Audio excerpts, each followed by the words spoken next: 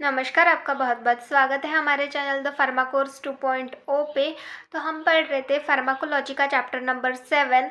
इसमें हमने 2 कैटेगरीज़ जो है वो देख ली है लास्ट लेक्चर्स में। अगर आपने वो लेक्चर्स नहीं देखे होंगे तो आप हमारे चैनल पर जाकर देख सकते हैं। और अगर आपको हमारी ये कोशिश अच्छी लगती है तो प्लीज़ हमारे चैनल को लाइक करिए, अपने दोस्तों के साथ भी शेयर करिए और नए हैं तो सब्सक्राइब करिए।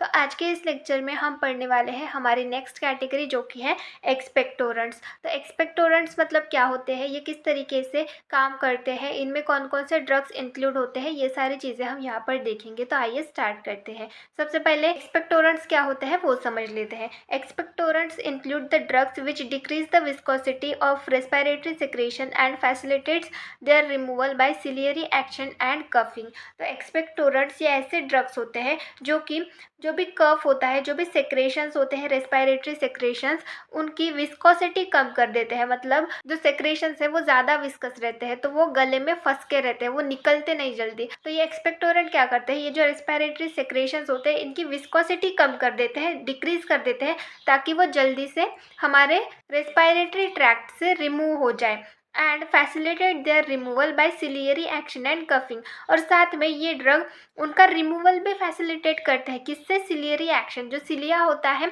उनके एक्शन के थ्रू या फिर कफिंग के थ्रू ये हमारे रेस्पिरेटरी ट्रैक्ट से जो भी रेस्पिरेटरी सेक्रेशन है उनको रिमूव करते हैं। तो इस तरीके से ये ड्रग्स होते हैं एक्सपेक्टोरेंट्स। तो इनके बारे में देखेंगे, इनका क्लासिफिकेशन देखेंगे यहाँ पर।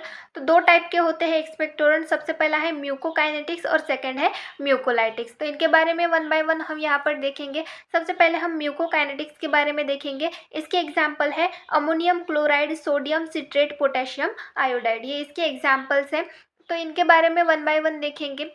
सोडियम सिट्रेट मैकेनिज्म, तो सोडियम सिट्रेट की मैकेनिज्म देखेंगे, ये किस तरीके से काम करता है उसके बारे में देखेंगे।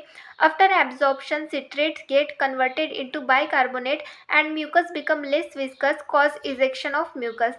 तो ये जो सोडियम सिट्रेट है ये एब्जॉर्प्शन के बाद, जो सिट्रेट है ये एब्जॉर्प्शन के बाद बाइकार्बोनेट में कन्वर्ट हो जाता है और जो भी विस्कोसिटी है सेक्रेशन की, जो भी म्यूकस है उसकी विस्कोसिटी कम कर देता है, उसको लेस विस्कस बना देता है, जिसकी वजह से वो हमारे रेस्पिरेटरी ट्रैक्ट से इजेक्ट करने के लिए, मतलब बाहर निकालने के लिए ईजी हो जाता है। उसका इजेक्शन जो है वो ईजी हो जाता है, वो लेस विस्कस होने की वजह से। तो इस तरीके से ये सोडियम सिट्रेट काम करते हैं। देन नेक्स्ट है अमोनियम क्लोराइड। ये किस तरीके से काम करते हैं? It is a gastric irritant which reflexly enhance bronchial secretion due to increase secretion ciliary movement occur cause removal of secretion. तो ये गैस्ट्रिक इरिटेंट्स होते हैं, ये जो अमोनियम क्लोराइड है ये गैस्ट्रिक इरिटेंट्स होते हैं। ये इरिटेट करते हैं, जो भी गैस्ट्रिक लेयर्स होती है, जो भी सेल्स होते हैं उनको इरिटेट करते हैं, जिसकी वजह से जो भी ब्रोंकियल सेक्रेशन है वो और ज़्यादा बढ़ जाता है। और ब्रोंकियल सेक्रेशन बढ़ने की वजह से, इंक्रीज होने की वजह से जो सिलियरी मूवमेंट्स होते हैं वो ऑकर होते हैं, और जिसकी वजह से जो भी सेक्रेशन है वो हमारे रेस्पिरेटरी ट्रैक्ट से रिमूव हो जाता है। तो इस तरीके से ये अमोनियम क्लोराइड काम करता है। देन नेक्स्ट है पोटेशियम आयोडाइड। ये किस तरीके से काम करता है? It is secreted by bronchial glands, it irritates them cause increase in volume, then ciliary movement occurs to remove secretion. तो ये भी अमोनियम क्लोराइड की तरह ही सेम काम करता है। ये ब्रोंकियल ग्लैंड सेक्रेट करते हैं, तो ये क्या करता है? इरिटेट करता है, जो भी सेल्स है उनको इरिटेट करता है, जिसकी वजह से जो भी सेक्रेशन है उसका वॉल्यूम बढ़ जाता है। वॉल्यूम बढ़ने की वजह से सिलियरी मूवमेंट्स ऑकर होते हैं और जो भी सेक्रेशन है वो रिमूव हो जाता है हमारे रेस्पिरेटरी ट्रैक्ट से। तो इस तरीके से ये पोटेशियम आयोडाइड काम करता है। देन नेक्स्ट हम देखेंगे इनके इंडिकेशंस। यूज इन परसिस्टेंट कफ। अगर कफ है जो कि परसिस्टेंट है, लगातार आ रहा है, तो उस कंडीशन में ये ड्रग यूज़ किए जाते हैं। इनके कॉन्ट्राइंडिकेशंस होते हैं हाइपर सेंसिटिविटी टू अल्कोहल। अगर अल्कोहल से हाइपर सेंसिटिविटी है किसी को तो उस कंडीशन में ये ड्रग यूज़ नहीं कर सकते। ब्रोंकोस्पाज्म, अगर ब्रोंकाई में स्पाज्म ऑकर हुआ है तो उस कंडीशन में भी ये ड्रग यूज़ नहीं कर सकते। डिहाइड्रेशन, इस कंडीशन में भी ये ड्रग यूज़ नहीं कर सकते। इनका डोज होता है 10 to 20 mg, ओरल रूट से ये दिया जाता है। फिर हम हमारी नेक्स्ट कैटेगरी देखेंगे जो कि है म्यूकोलाइटिक्स। म्यूकोलाइटिक्स के बारे में देखेंगे। इसके एग्जाम्पल है ब्रोमहेक्सिन, एसिटिलसिस्टीन, वसाका, एम्ब्रोक्सल। तो ये इनके एग्जाम्पल्स हो गए। तो इनके बारे में देखेंगे। सबसे पहला है ब्रोमहेक्सिन। तो यहाँ पर कुछ ज़्यादा इन्फॉर्मेशन नहीं देखेंगे क्योंकि म्यूकोलाइटिक्स ये हमें आगे भी पढ़ना है, ये पूरी कैटेगरी हमें आगे पढ़नी है। तो यहाँ पर हम सिर्फ ब्रोमहेक्सिन की यहाँ पर मैकेनिज्म देखेंगे और उनका डोज देखेंगे।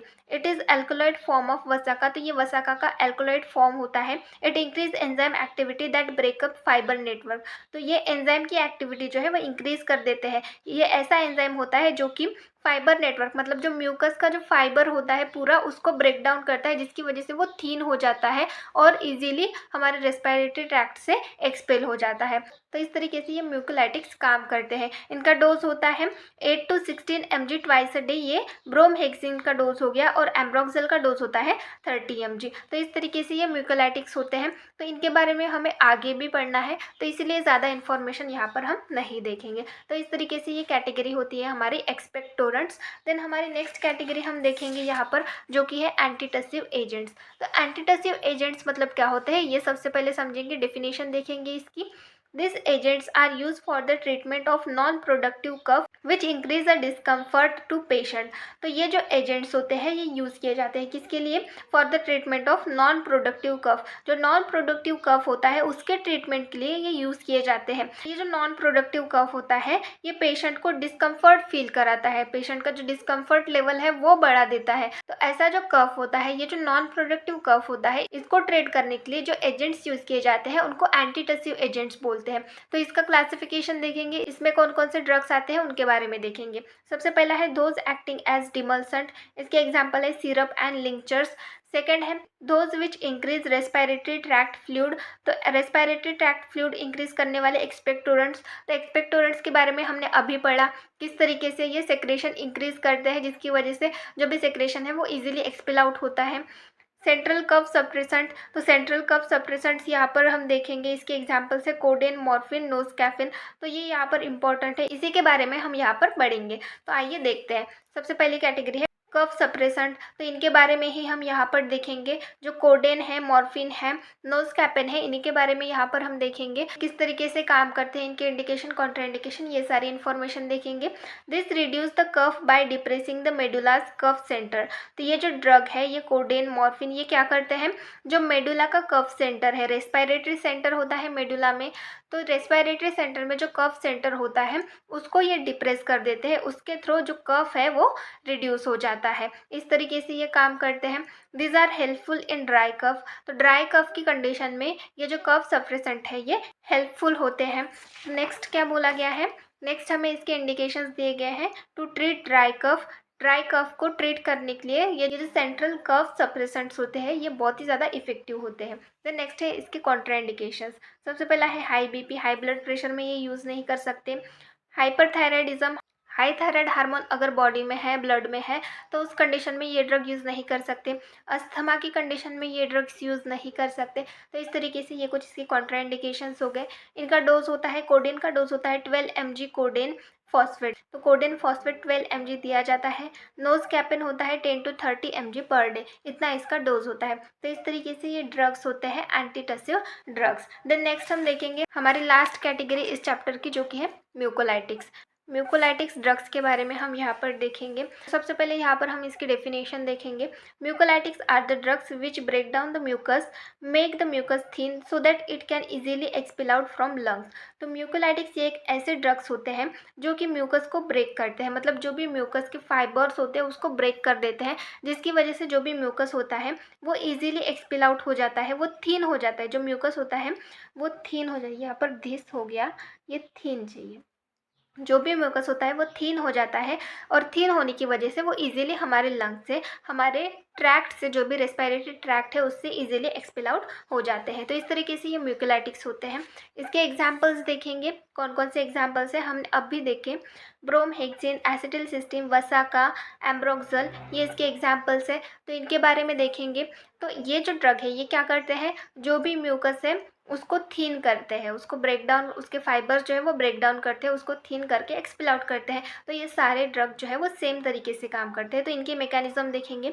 This drug increase the enzyme activity that break the fibre network and make the mucus thin. तो ये जो ड्रग होते हैं ये एंजाइम एक्टिविटी इंक्रीज कर देते हैं। एक ऐसा एंजाइम होता है जो कि जो भी फाइबर है म्यूकस का उसको ब्रेक करता है। तो ऐसे एंजाइम की एक्टिविटी ये ड्रग इंक्रीज कर देते हैं, जिसकी वजह से वो जो भी फाइबर नेटवर्क है वो ब्रेक करता है और जो भी म्यूकस है उसको थीन बना देता है, जिसकी वजह से वो हमारे रेस्पिरेटरी ट्रैक्ट से एक्सपेल आउट करने में ईजी होता है। तो इस तरीके से ये ड्रग काम करते हैं। इसके इंडिकेशंस देखेंगे। सबसे पहला है कफ एसोसिएटेड विद कोल्ड। अगर कोल्ड भी है और कफ भी है तो उस कंडीशन में ये ड्रग यूज़ किए जाते हैं। ब्रोंकाइटिस की कंडीशन में यूज़ कर सकते हैं। लैरिंजाइटिस की कंडीशन में यूज़ करते हैं। प्रोडक्टिव कफ, इस कंडीशन में ये ड्रग्स यूज़ करते हैं। देन नेक्स्ट है इनके कॉन्ट्राइंडिकेशंस। सबसे पहला है पेप्टिक अल्सर। पेप्टिक अल्सर है तो उस कंडीशन में ये ड्रग्स यूज़ नहीं कर सकते। सेकंड है ईसोफेजियल वेराइसिस। तो ईसोफेजियल वेराइसिस मतलब क्या होता है, जो ईसोफेगस में वेन्स प्रेजेंट होती है वो एबनॉर्मल होती है। ये एबनॉर्मल किस वजह से होती है, जो ब्लड फ्लो होता है लीवर से वो ब्लॉक हो गया होता है, वो ब्लॉक रहता है, इसीलिए एबनॉर्मल हो जाती है। तो इस कंडीशन को ईसोफेजियल वेराइसिस बोलते हैं। तो इस कंडीशन में भी ये ड्रग्स यूज़ नहीं कर सकते। तो नेक्स्ट हम देखेंगे इसके डोज क्या होते हैं। ब्रोमहेक्सिन का डोज होता है 8 to 60 mg 2 टाइम्स और एम्ब्रोक्सल का डोज होता है 30 mg। तो इस तरीके से ये इसके डोज हो गए। तो इस तरीके से यहाँ पर हमने ये पूरे जो कैटेगरीज हमें दी गई थी इस चैप्टर में वो सारी कंप्लीट कर ली है। तो आज के लेक्चर में बस इतना ही। नेक्स्ट लेक्चर में नेक्स्ट चैप्टर स्टार्ट करेंगे। Thank you.